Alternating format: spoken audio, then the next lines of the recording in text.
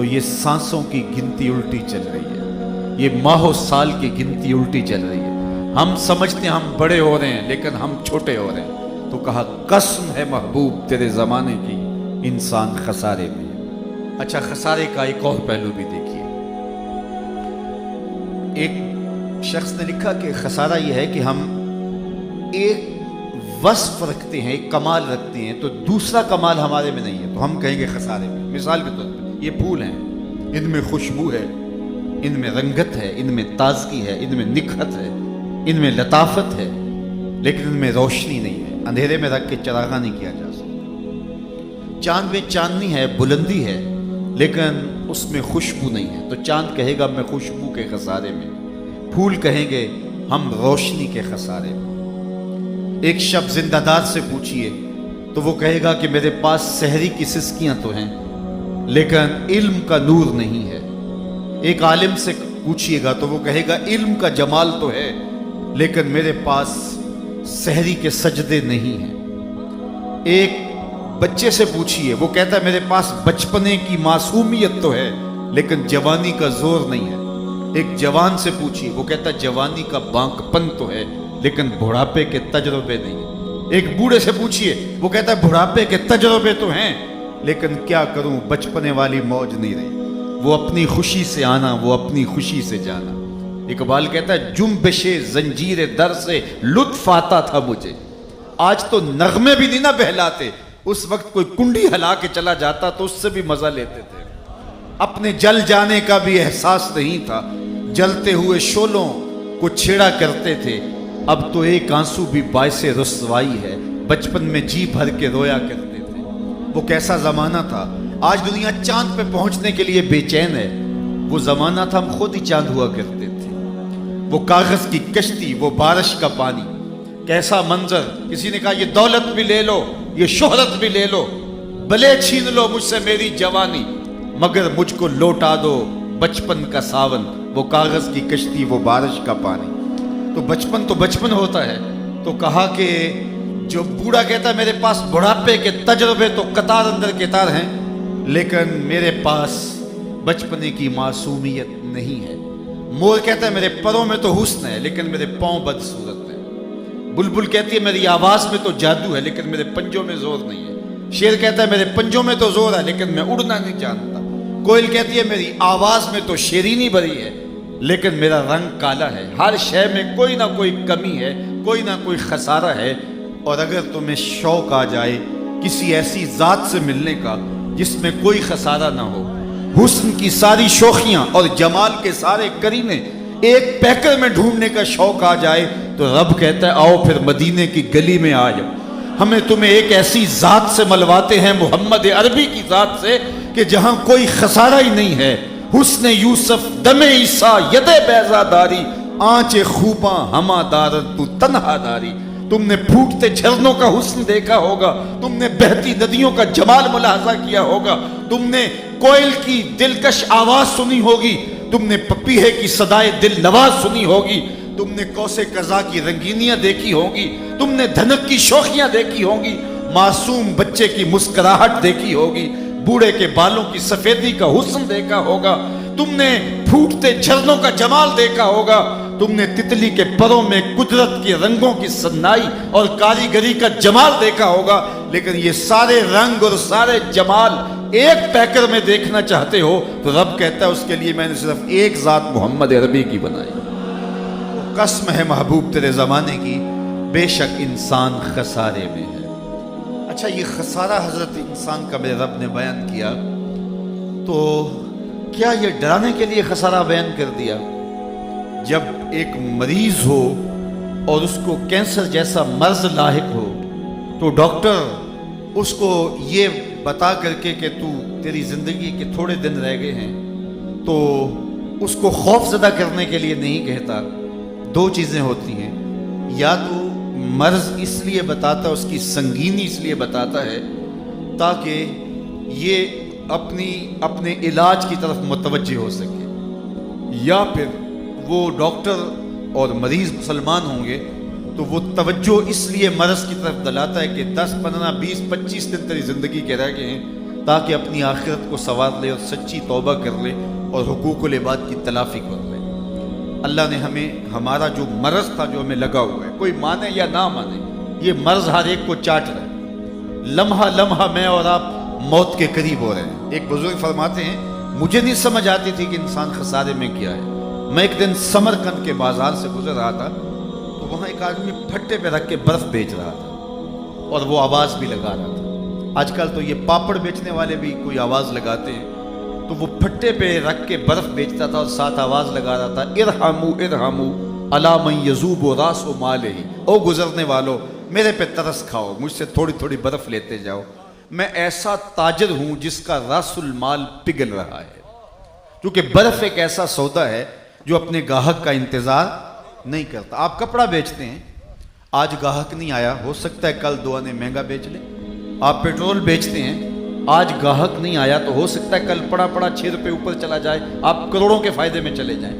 لیکن برف کل مہنگی بھی ہوگی تو ہوگی نہیں۔ تو وہ برف پھٹے پہ رکھ کے بیچ رہا تھا اور کہتا ارحمو ارحمو علی من یذوب راس مالہ، او لوگوں میرے پہ ترس کھاؤ، مجھ سے تھوڑی تھوڑی برف لیتے جاؤ، میں ایسا تاجر ہوں جس کا راس المال پگھلتا جا رہا ہے۔ جب اس نے یہ آواز لگائی نا تو قدم ٹھہر گئے۔ تو میں نے کہا کہ مجھے ان الانسان لفی خسر کا ترجمہ سمجھ میں آ گیا۔ جس طرح تیری برف پگھلتی جا رہی ہے میری زندگی پگھلتی جا رہی ہے، تیری برف قطرہ قطرہ پگھل رہی ہے اور میری زندگی سانس سانس پگھل رہی ہے۔ اور اب تو اس برف کو اب بیچ لے، اس برف کے بدلے درہم لے لے، دینار لے لے، پارچہ جات لے لے، کوئی غلہ لے لے تو تجھے فائدہ ہوگا۔ تو میں بھی اس برف کے ان سانسوں کے بدلے درود پڑھ لوں، ان سانسوں کے بدلے کسی دکھی کے کام آ جاؤں، ان سانسوں کے بدلے سجدہ کر لوں تو یہ میری سانسیں کام آ جائیں گی، ورنہ سانسیں ٹوٹ رہی ہیں اور لمحہ لمحہ میں موت کے قریب ہو رہا ہوں۔ یہ خسارہ ہے انسان کی زندگی کا۔ اللہ کہتا ہے کہ یہ تم سودا تو خسارے کا کر رہے ہو، لیکن اگر تم بچنا چاہتے ہو اس خسارے سے، یہ زندگی تو ٹوٹ رہی ہے، تم سوئے ہوئے ہو پھر بھی ٹوٹ رہی ہے، تم جاگ رہے ہو تو پھر بھی ٹوٹ رہی ہے، تم سجدے میں پڑے ہو سانسیں پھر بھی گزر رہی ہیں، تم عیش و عشرت کر رہے ہو سانسیں پھر بھی گزر رہی ہیں۔ اب تمہاری مرضی ہے کہ سانسوں کے بدلے میں کیا خریدتے ہو، سجدہ خریدتے ہو، رکوع خریدتے ہو، قیام خریدتے ہو، عمل خیر خریدتے ہو، دکھی کی مدد خریدتے ہو یا آوارگی خریدتے ہو۔ تم نے سودا کرنا اپنی سانسوں کا، یہ ایک بار ملی اس کے بعد وہ سانس پلٹ کے دوبارہ نہیں آئے گی۔ تو سانسیں تو تمہاری ٹوٹ رہی ہیں، تو لمحہ لمحہ موت کے قریب ہو رہے ہو، اللہ اکبر۔ لیکن اگر تم بچنا چاہتے ہو تو رب کہتا ہاں تمہاری یہ ٹوٹتی زندگی تمہیں بچا بھی سکتی ہے، الا الذین آمنوا، میرے محمد کا دامن پکڑ لو، الا الذین آمنوا، خسارے سے بچنے کا راستہ بھی دیا۔ خسارے سے بچے گا وہ کہ جو حضور سے وابستہ ہو جائے گا، چونکہ الایمان ہی التصدیق بما جاء بہ النبی صلی اللہ علیہ وآلہ وسلم، حضور جو لے کر آئے ہیں اس کو ماننے کا نام ایمان ہے۔ یا ایک جملہ رک کے کہوں گا کہ حضور جو لے کر آئے ہیں اس کو جاننے کا نام ایمان نہیں ہے، اس کو ماننے کا نام ایمان ہے۔ جاننے کو تو ابو جہل بھی جانتا تھا لیکن مانتا نہیں تھا۔ ایمان جاننے کا نام نہیں ہے، ایمان ماننے کا نام ہے۔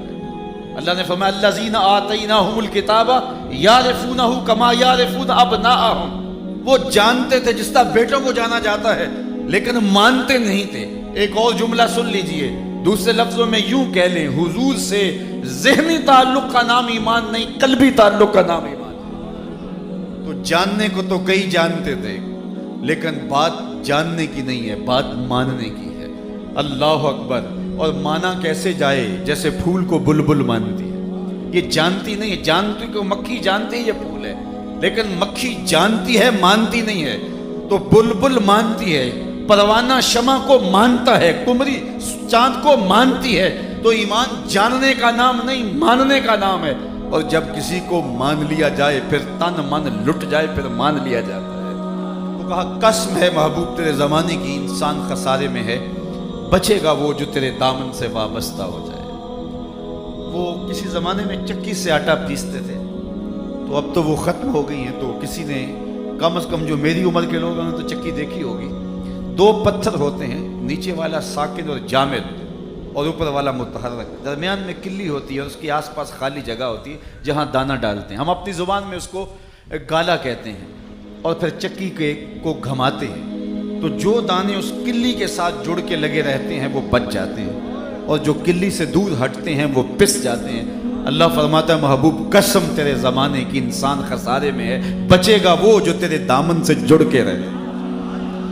دنیا پہ کتنے شہنشاہ آئے لیکن آج ان کا نشان بھی باقی نہیں۔ آل ساسان نے 3150 سال ایران پہ حکومت کی ہے۔ یہاں تو 5 سال کے لیے اسمبلیاں منتخب ہوتی ہیں اور 2 سال کے بعد حکومت ڈولنے لگتی ہے۔ 3150 سال ایک خاندان نے حکومت، یکے بعد دیگرے 150 حکمران تخت نشین ہوئے، لیکن آج دنیا آل ساسان کا نام بھی نہیں جانتی۔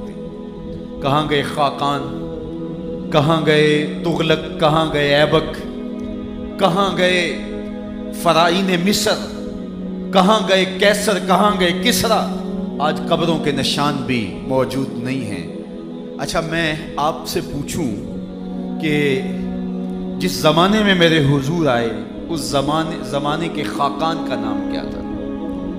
تو علماء بھی معذرت کریں گے کہ ہم فارغ تو نہیں ہیں، ہم نے ضروری علوم پڑھنے، ہم یہ یاد کرتے پھریں کہ اس کا نام کیا ہے۔ اچھا میں پوچھوں کہ اس زمانے کے جو ہے وہ کیسر کا نام کیا تھا؟ تو آپ کہیں گے جناب ہماری معذرت، ہمیں نہیں یاد۔ اور میں اگر پوچھوں چلو اس زمانے کے کسرا کا نام کیا تھا؟ اس وقت کی سپر طاقت تھی نا، اس دور کا ٹرمپ تھا، لیکن آپ کہیں گے جناب، چند لوگ کہیں گے ہم اس کا نام یہ تھا، باقی کہیں گے جناب ہماری معذرت۔ اور میں اس مجلس میں سب سے کم عمر بچے سے پوچھوں کہ میرے حضور کے مؤذن کا نام کیا تھا، تو وہ سر اٹھا کے بلال حبشی کا نام لے گا کہ نہیں لے گا؟ یار اس دور کے کیسر کا نام تو کسی کو یاد نہیں ہے، اس دور کے کسرا کا نام تو کسی کو یاد نہیں ہے، اس دور کے خاقان کا نام تو کسی کو یاد نہیں ہے، لیکن بلال حبشی جو رنگ کا کالا، ہونٹ موٹے، ذات کا حبشی، لیکن حضور سے جڑا، اللہ اکبر۔ اقبال یہ کس کے عشق کا فیض عام ہے، رومی فنا ہوا حبشی کو دوام ہے۔ سلطنت روم کا شہنشاہ علامہ اقبال بولے اس کا تو نام کسی کو نہیں آتا، لیکن بلال کا حبشی کا نام آج بھی دنیا کے اوپر موجود ہے۔ کہا محبوب قسم تیرے زمانے کی انسان خسارے میں ہے، بچے گا وہ جو تیرے دامن سے جڑ جائے گا، جو تیرے دامن سے وابستہ ہو جائے گا۔ آپ لاہور تو کبھی کبھار جاتے ہوں گے تو راوی کے اس پار جہانگیر کا مقبرہ ہے، تو کبھی آپ وہاں گزرے تو عبرت کی نگاہ سے دیکھیے یا گاڑی کا رخ ادھر موڑ لیجئے، تو اتوار کے دن کچھ تھوڑی وہاں رونق ہوتی ہے چونکہ پارک بنا دیا گیا ہے، لیکن عام دنوں کے اندر وہاں بڑی اداسی ہوتی ہے۔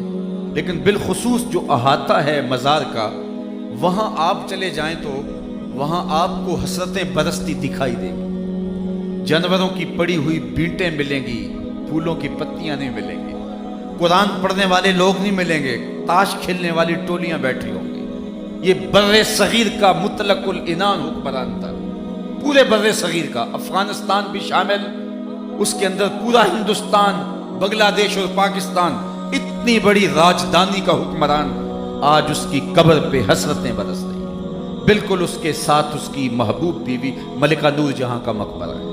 بادشاہ جب تخت پہ بیٹھتا تو پیچھے چادر جھالر لٹک رہی ہوتی ہے، ملکہ پیچھے بیٹھتی، بادشاہ کو کوئی فیصلہ اسے پسند نہ ہوتا، پیچھے سے کمر ٹھونکتی، فیصلہ بادشاہ تبدیل کر لیتا۔ جس کے اشارہ ابرو پہ ہندوستان کی تقدیر کے فیصلے لکھے تھے، آج اس کی قبر بھی اندھیرے میں ہے۔ ان کی اپنی بیٹی ہے زیب النساء، اس کا اپنا شعر لوح مزار